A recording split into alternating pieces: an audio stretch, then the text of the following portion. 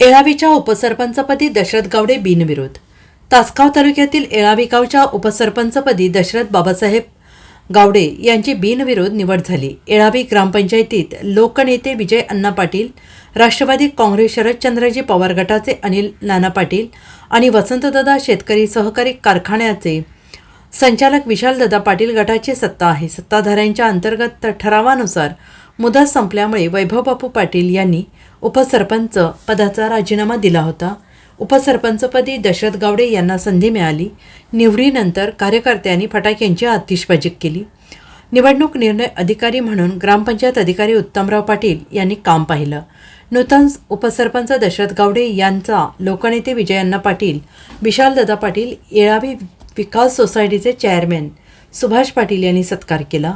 सरपंच सौ उषा मंगसुळे, माजी सरपंच वनिता जाधव, आशा पिसाळ यांच्यासह मावळते उपसरपंच वैभवबापू पाटील, ग्रामपंचायत सदस्य जयदेव भंडारे, रवींद्र सूर्यवंशी यांनी नूतन उपसरपंच दशरथ गावडे यांचा सत्कार केला.